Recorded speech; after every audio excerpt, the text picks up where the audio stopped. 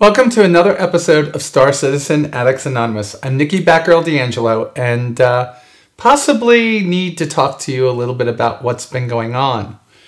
Now, I came down into the studio, my green screen studio here a couple of weeks ago, which was my birthday week, and attempted to do a show. Shot the whole show, brought the SD card out of the camera upstairs to my computer, loaded it, and all I got was blips and blurbs and static and jumps and garbly goo. Went downstairs, tried it again, shot a short scene, had 5 minutes of it working and the rest of it all garbly goo again. Went out, got a new SD card, same thing. And I brought my camera back in to have it looked at. They said they'd try to fix it. I got a call back 5 days later, which was now Saturday, I believe it was, Monday of last week. And they said that it was under warranty. It was going to be almost $285 to repair it. The camera I paid $349 for. Well, I talked to somebody at the store I brought it to. They said they'd try to do something to it, that they thought that they could fix it. And I got it back from them and it didn't work. And finally, I found somebody else who cleaned the contacts in the SD card reader, and now it is working, kind of, sort of. In fact, I hope it's working right now. I shot a short 10-minute video about 25 minutes ago and took a look at it, and it seemed to be working acceptably. Not guaranteed that it's going to continue to work, so in the process of being told that it was out of warranty, I went and started a GoFundMe project, which you'll see up over here. Now, there are some of you that are my patrons, and I'm not asking you to give more money. And some of you just like to watch the show and aren't in a position to spend money because, like myself, you've put a ton of money into this game. But what I am asking is that if you do want to help the show get better, I've identified a camera. It's a Sony Handycam. It's a prosumer level camera. I can get it for about $1,400. And if you want to assist me in getting that camera to improve the show, because the camera I have right now doesn't have great low-level lighting. When I improve the lighting in the room, everything comes out green on the camera, and white balancing it isn't as easy as I thought it was going to be. So if you do want to help the show, you can go out to GoFundMe and go to my project and make a donation. If you don't, I still thank you for coming here each week and watching my videos, because really that's what I'm here for. I'm here for you, and I'm here for me to talk about our favorite game. So enough of the pleading for assistance, and let's get on with what's going on in the Star Citizen universe. Well, 1.1 was released, and it was released with a bunch of issues, right?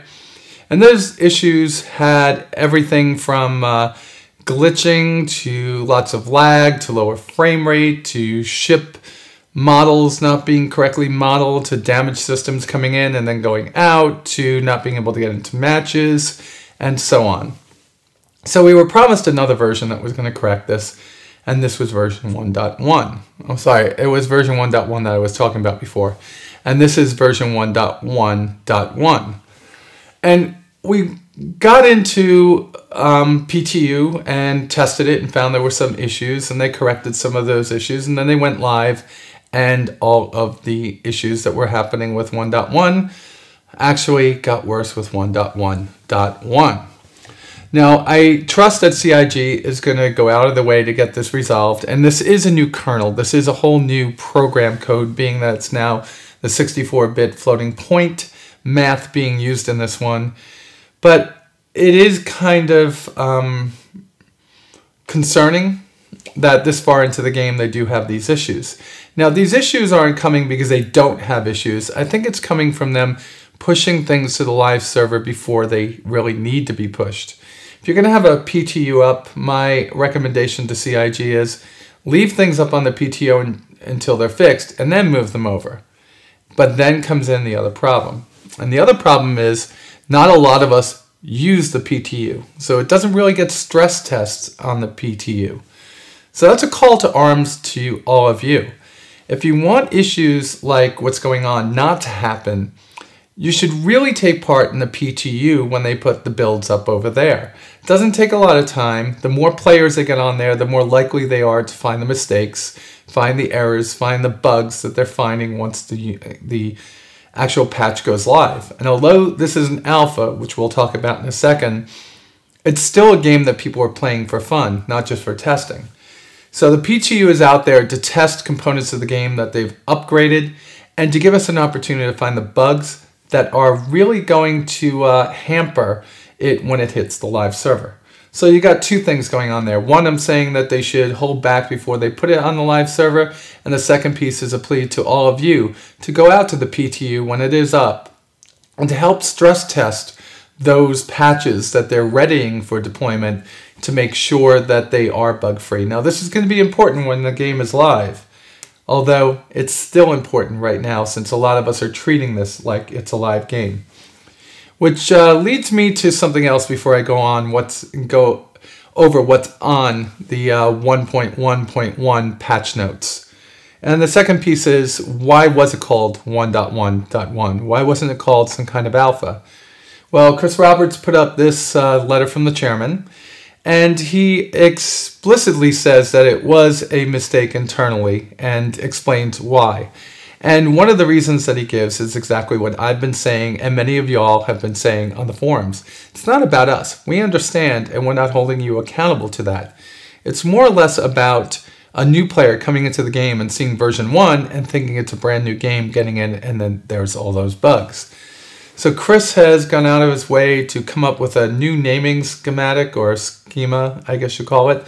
And henceforth, Star Citizen's version 1.1.1 will be referred to as Star Citizen Alpha 1.1.1. And I think that actually does do a much better job at describing where we're at.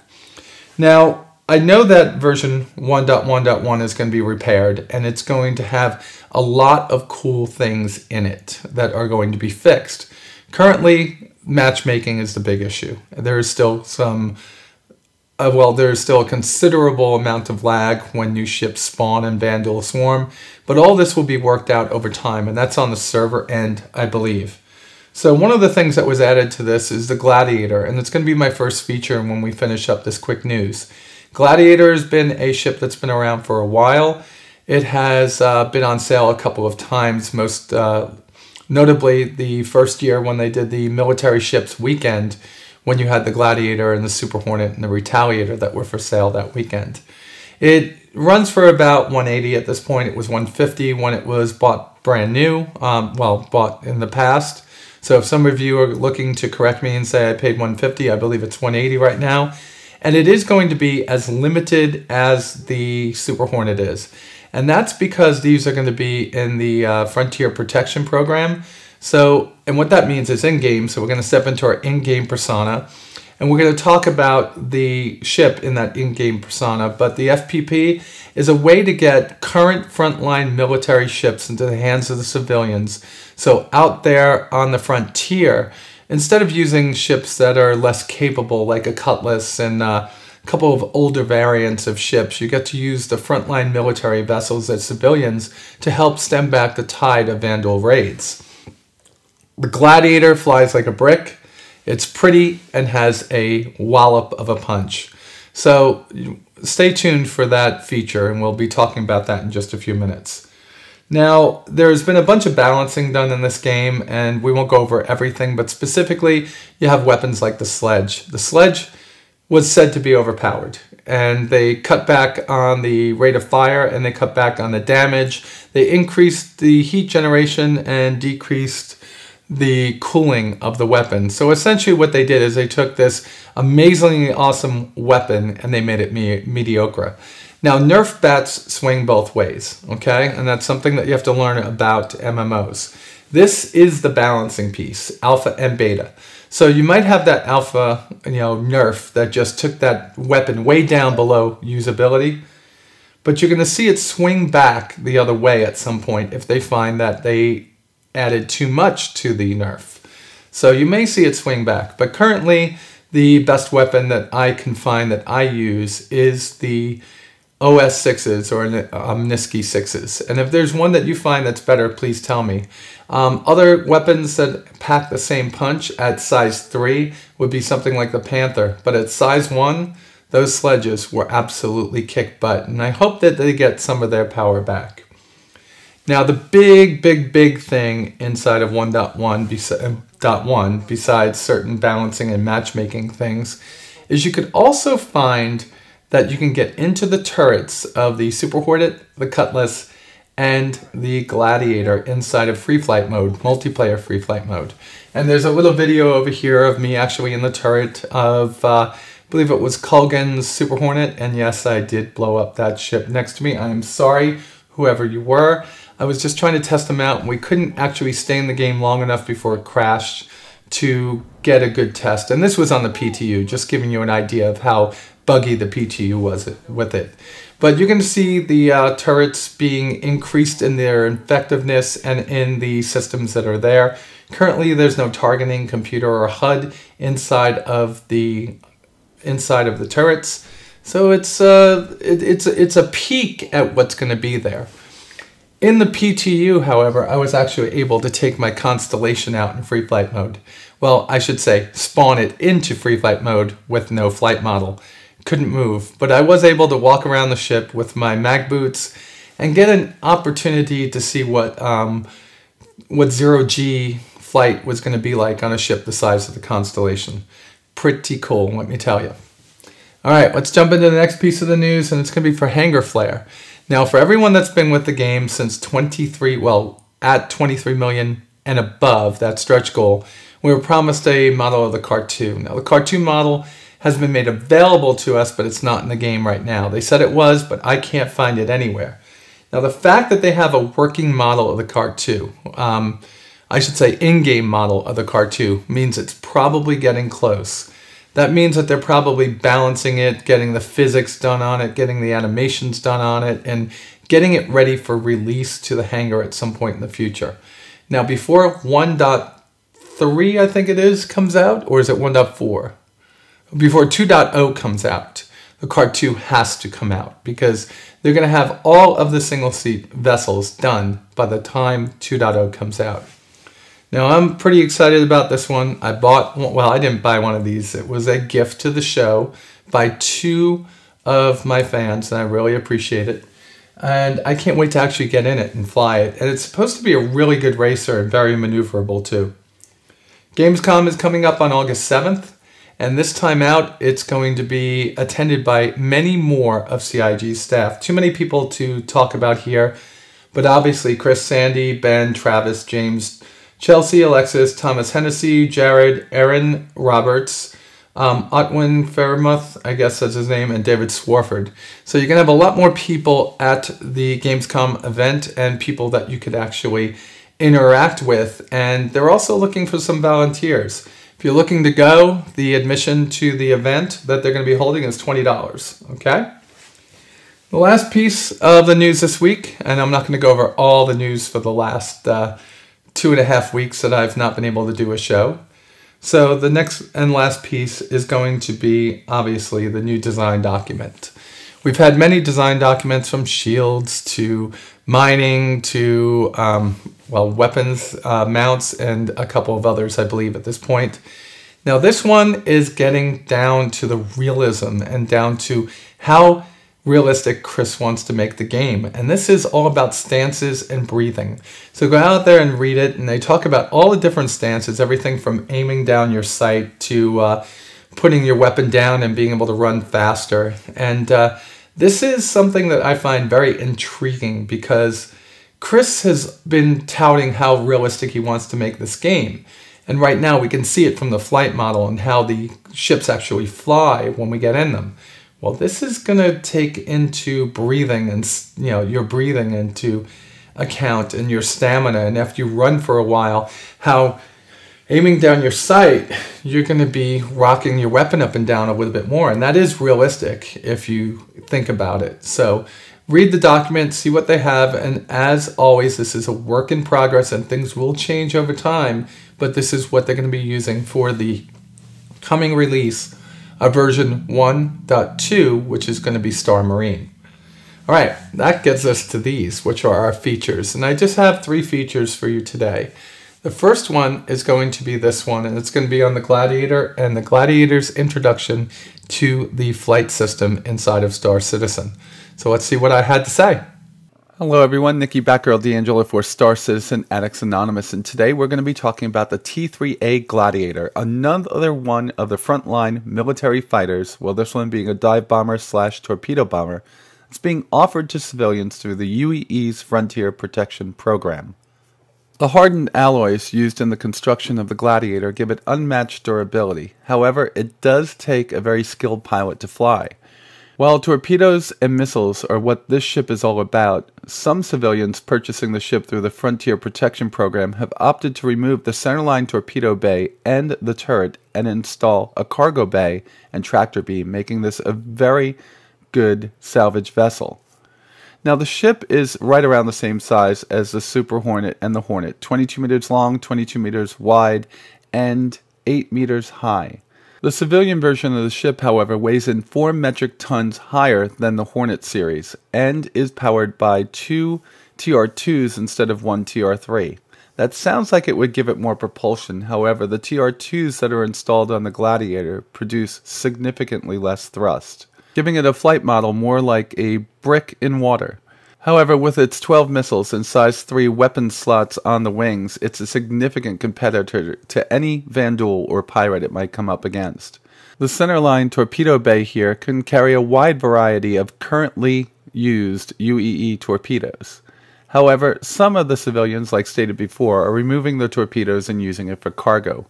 Do remember that is a possibility, but removing the torpedoes means that it gives up one of its best roles and most significant advantages, and that's a very heavy-duty, very durable, light torpedo bomber. Alright, let's see what else we could find. There's lots of hatches and lots of different panels here that can be removed. But what we're going to do is we're going to get it up inside the turret and take a look around. Unlike most UEE fighters where you have to use a ladder to get up into, the Gladiator uses a special lift system where the seats are lowered to the ground, you sit in them, and they lift you up into place. In this, we are being lifted right up into the rear cockpit, otherwise known as the turret. The turret has great all-round visibility, and it fires in an arc that's high enough not to be firing through the tails themselves. Now, with the co-pilot doing other duties, the pilot could actually opt to lock the turret in the forward view or can slave the turret to the helmet sighting system, the HSS. And in that situation, he can just look off-center in each direction, just like the Super Hornet, and fire on whatever target he's looking at. The civilian version does not have this implemented at this particular point in time. However, there is hope with new RSI helmets coming online that this will be added to the civilian version at some point in the future. Now, you can handle up to size 4 engines on here, but currently there are size 2 installed, and up to a size 3 power plant, but currently a size 2 is installed.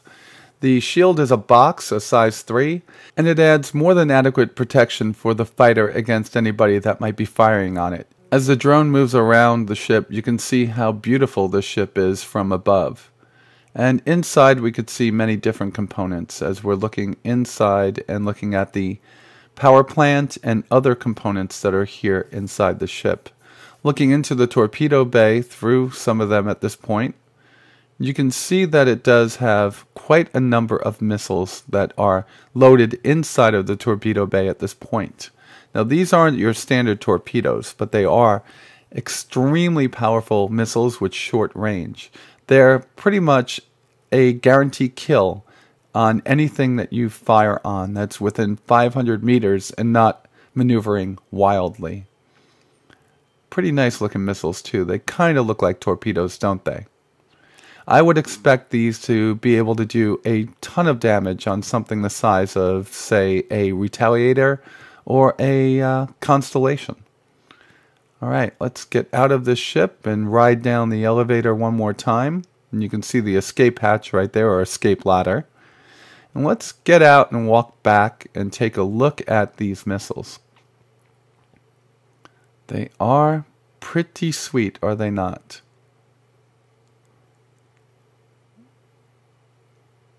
Okay. Alright, let's fast forward and take a look at the cockpit and see if it's anything like what we have in the Super Hornet at this point. Here we are back in the front of the ship, looking down at the pilot seat. We're going to wait for it to come down and step into the ejection seat and move back up into place. Now, something to make note of here is the canopy is going to be much thicker glass and frames than the Super Hornet or other fighters currently inside of the UEE military's inventory. It must be remembered, however, that this ship will be flying straight and level on its attack runs against Vandal and pirate vessels. And in that situation, it really needs to be much more durable because there's not going to be a lot of time for maneuvering when you're lining up for a torpedo run or a heavy missile run. While the ship's lines are appealing and its weapons loadout is impressive, the ship flies like a rock, and that is something I'm going to attack in the full review of the Gladiator, which I'll have coming up inside of the SCAA news thread at a later date. But until then, let's get back to the rest of the show. I'm very happy with the Gladiator. It flies exactly like I thought it was going to. Well, that's not actually true. When the Gladiator was first introduced, it had a much lower weight. So when you looked at the weight and you looked at the weapons, you thought it was going to be highly maneuverable. Now, maneuverability in a ship isn't how fast it can pull its nose around, which actually might be a little bit of part of it, but it's when you're moving in a three-dimensional space, as you're going forward, you can move your nose around in many different ways, kind of like being uncoupled. But this ship takes a really long time to actually start going in that direction. And that is exactly what I expected when I saw the new weight and saw that they were only using size 2 engines on it for now. I'm very happy with the ship. It's very durable. It packs a punch, like I said, and it is kind of good looking, especially from the top and the rear. It has a very good shape to it. Reminds me more of something like an A6 than the Avenger and the Dauntless that it's modeled after. But who knows? I think that you can say it could be any of those, right? Because this is just a ship by itself that's in our universe now, in Star Citizen's universe, not in real life.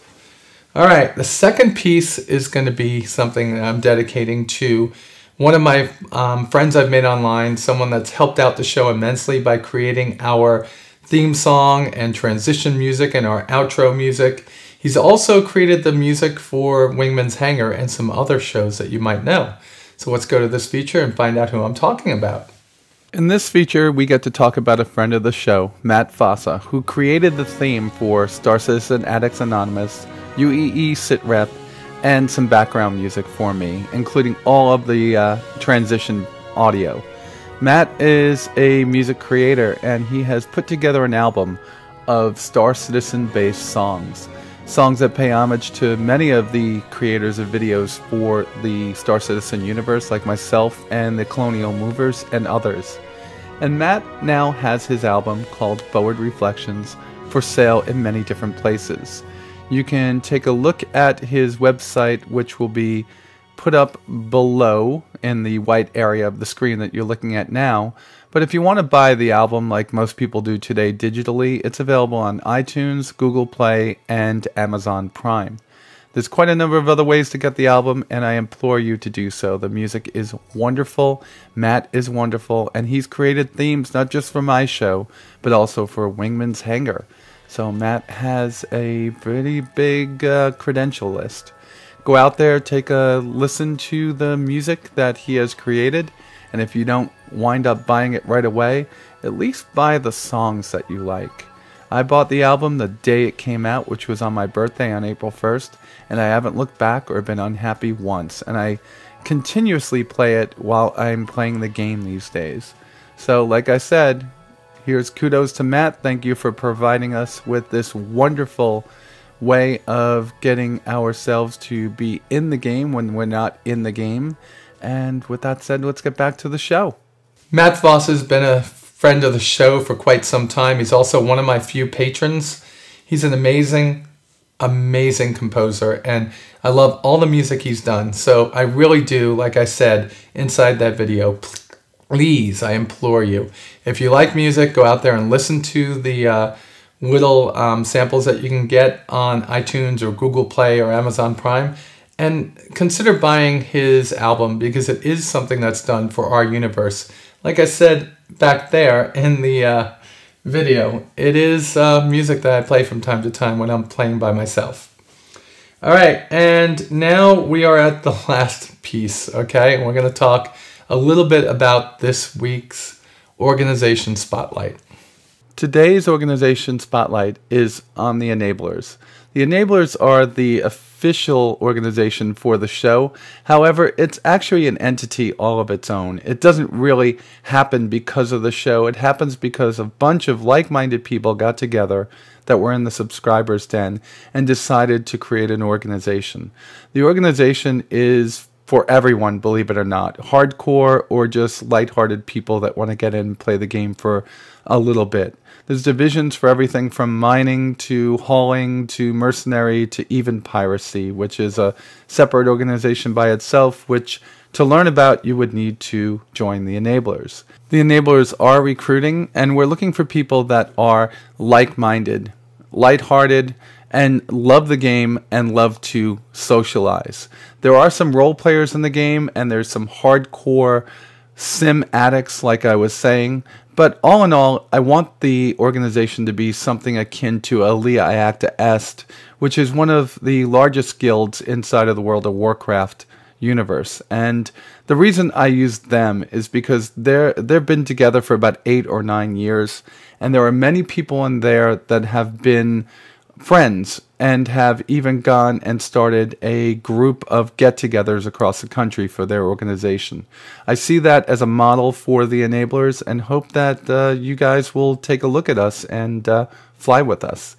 Every Sunday night we get together from, I think it's midnight GMT, and we're on until everybody gets off. And there's also some get-togethers on Saturday afternoons. We play Vandal Swarm, we go in and we do squadron battles and capture the core. Pretty much we just have a blast. We are starting to learn how to fly together, so we are ready when the game goes live. And again, I'm going to ask you, if you do want to join, just put in your application, state why you want to join, and reference this show. And with that said, let's get back to the rest of the show. All right, it's my show, and that's my organization. I didn't mean to push some of you back, but I've been having such a great time with my organization members. I really needed to take the time to pimp our org. The enablers are wonderful people, and although there's probably about 1 million people worth of ships in our group, the group is very tight-knit and very small at this point. We've been hovering around 200 for too long, and all I'm trying to do is get us over that 200 mark, that 200 member mark. And something else to know about us is there's something for everyone in there. Like I said, exploration, salvage, mining, mercenary, pirate. You want to do any of that, there's a group inside of our group that will be right for you. All right, it's the end of the show. And of course, we always go to What's on Sandy's Facebook before we close out. And of course, it's time again for another What's on Sandy's Facebook. And being that it's been over 2 weeks, we have quite a number to go through. This first image is of their April Fool's ATV. The next one is a gun rack of some sort. And out of place, here is Sandy saying farewell and thanks for all the fish. It looks like a meeting of the minds. It looks like the community relations group. And floating around inside the arena, flashbang, or maybe a grenade. And the next one is a lighting pass on R Corp. And that will be followed by another ATV picture. And of course, the next one is, it looks like they're shooting some more news spots over at the YouTube studios. And of course, the second image of that same shoot. And that's what we have for What's on Sandy's Facebook, and we will be back next week with the next episode. Back to the show. So happy Sandy had a lot to put up in the last 2 weeks. It gave me a little bit of time to catch up and see what I was missing while I was drinking away my 50th birthday on April 1st. Through now, I spent quite a bit of that time trying to forget my age. Anyway, I'm back now, like I said, and of course, if you want to support the show, there's many ways to do it. The number one way I ask you to support the show is just leave a comment, click the thumbs up, and watch each week. For those of you that want to go a little bit further, patreon.com, patreon.com/batgirl, lets you become a patron of the show.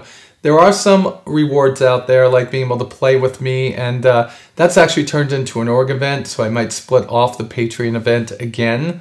But I'd like to thank you all that have already donated, and if you're considering donating to the show, believe me, it goes a long way to helping this get done every week. Everything from the extra money it costs for the bandwidth on Comcast, which is now capped at 300 gigs, to paying for the studio, because this is not my house I live in. This is a friend's house, and I do pay rent extra on this room, okay?